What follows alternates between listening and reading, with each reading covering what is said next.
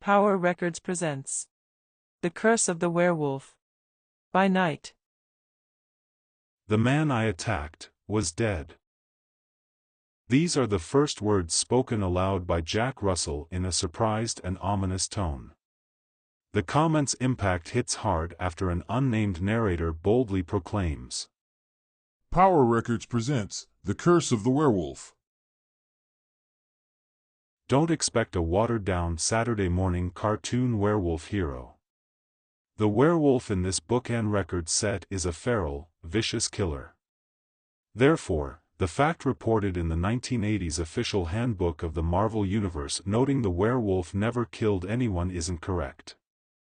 Perhaps the editors meant the werewolf hadn't killed anyone since his first appearance in Marvel Spotlight No. 2.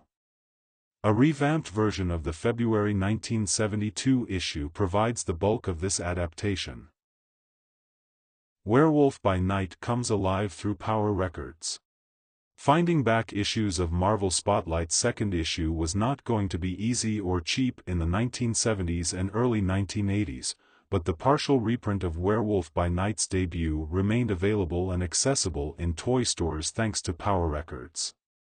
Power Records, an imprint of Peter Pan Records, a popular Newark, New Jersey producer of children's LPs and 45s, released the audio dramatization as one of their horror titles adapted from 1970s Marvel Monster Comics. The book and record-only releases, remained in circulation from 1974 to around 1982.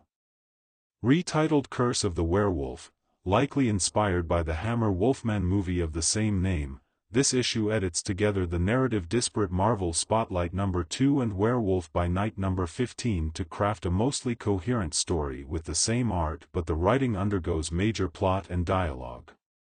The re-edited version deals with Jack Russell's mental descent of discovering he is a werewolf and then moves into the vampiric backstory of the Russell family's werewolf curse. The narrative's left turn concludes with to-be-continued ambiguity via an inconclusive battle and rushed confrontation with Dracula. Those sequences were grabbed from the Marv Wolfman scripted Werewolf by Night No. 15 featuring a crossover with Tomb of Dracula. That's the drawback to this patchwork rendition. The ending doesn't work, comes out of the blue, ends abruptly, and utterly inconclusively. What a shame, considering how awesome things began and built. However, when you don't have an ending it's hard to reach an effective conclusion. Power Records wasn't going to commission extensive original art or dialogue when it could slap together panels whatever issues Marvel made available and then tweak the dialogue to fit the desired conclusion. Oh well. The audio drama/comic book works best in the first two-thirds, which features a unique mix of horror and melodrama, capturing the tone present in earlier issues of the comic series. The initial two-thirds is both scary and haunting. Turning Jack Russell/the werewolf into a psychological study helps the proceedings and does so shockingly. There's some heavy mature content in a bookend record that targets the children's market, with 1970s politically incorrect sensibilities. For UHF-watching children who grew up with Chaney Jr.'s portrayal of the Wolfman, Jack Russell's Werewolf makes a shocking debut at the opening of the Power Records adaptation. The werewolf's human alter ego's narration conveys a lost and confused perspective. During the initial panels, the werewolf flees from a police officer shooting at him. Jack Russell's commentary wallows in raw confusion and emotional pain. Why so tragic? Jack Russell does not know his werewolf affliction is real. He believes he's suffering from nightmares and not fragmented memories of awful excursions from full moon rampages. These are not elements commonly found in werewolf films from the era or earlier. A comic tale is not a film. So, the narrative can follow a path more akin to a horror novel than a feature. The audio narration may evoke television and film presentations. Still, the work is, at its core, a comic book story, giving the young listeners perhaps their first insights into an obtuse character's internal dialogue that you would see in a full-length prose work. Marvel Spotlight Issue 2's writers Roy Thomas, Gene Thomas and Jerry Conway cleverly used narration to flesh out the character, making him more than a one-dimensional creature who merely snarls and growls. Mike Plug's outstanding artwork brought forth a werewolf who was both frightening and vulnerable. Tragedies in children's comics and records. As the story unfolds, the proceedings take a darker turn. Power Records marketing may have exclusively targeted kids, but the original Werewolf by Night tales skewed toward an older, more jaded audience.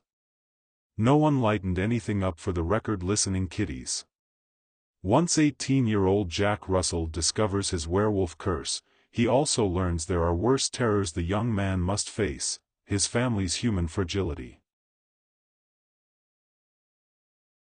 Jack Russell lives with his stepfather, mother, and sister.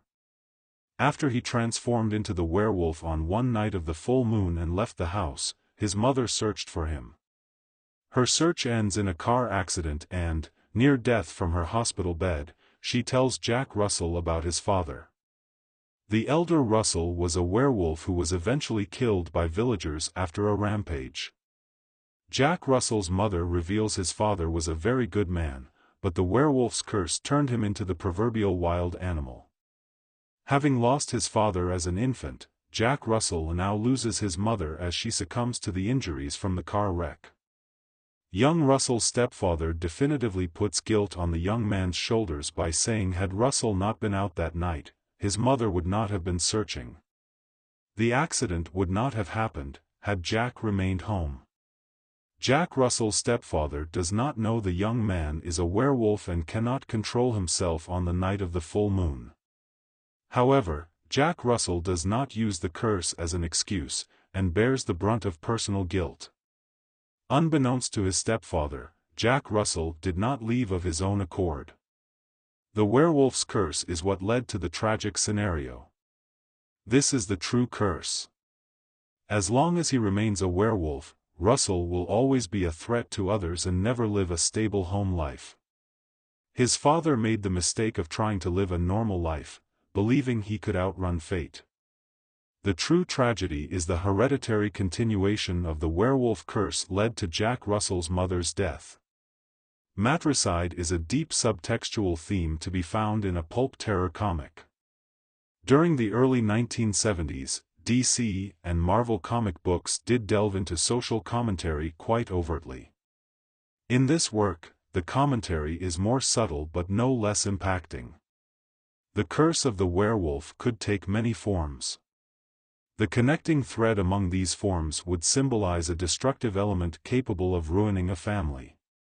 The fantasy tale could be transformed into a real one with a few alterations, such as changing werewolfism to alcoholism. A father's alcoholic tendencies may lead to his death, and genetically, a potential for alcohol abuse could be carried through genetic and hereditary lines. Powerful themes, indeed. Whether intended or not is unknown. Regardless, the strong themes do come through. A nod to the perfect cover. The incredible cover of Marvel Spotlight No. 2 displayed a marketing home run. Power Records lucked into a great job initiated at Marvel. Comic book covers had to catch customers' eyes to move sales. The cover proudly proclaims the secrets of the curse of the werewolf unfold inside and does so with more than a single image and brief text. The cover reveals a full page of several panels and dialogue covering a distressed young man's anxious transformation into a werewolf. The last panel shows the transformation occurs in a public place with several unsuspecting victims, unaware a monstrous werewolf intends to attack them. The fantastic cover created by Neil Adams of Green Arrow/Green Lantern social commentary fame for Marvel Spotlight No. 2 deserves highlighting.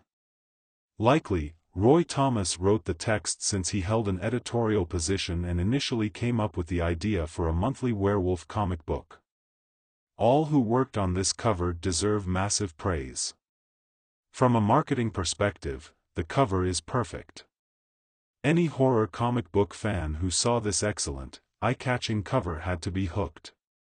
Interestingly, the man who turns into the werewolf looks nothing like Jack Russell, and the burly wolf man looks very little like Werewolf by Night. Is this a completely different werewolf? Possibly. Is the cover a masterpiece? Absolutely. The multi-panel Neil Adams art combined with Tom Palmer's inks ranks as one of the best covers of a horror comic ever.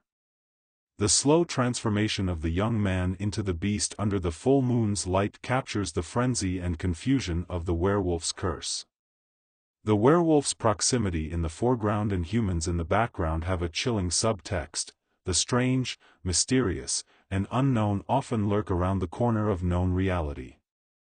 That approach makes horror work best and something you have to buy. Today, you can buy the original Power Records book and record set online, as they are long out of print. Peter Pan and Power Records also faded away long ago, and Disney's version of Marvel drives pop culture with movies and television shows rather than comic books. Those facts won't change when the moon rises. Curses.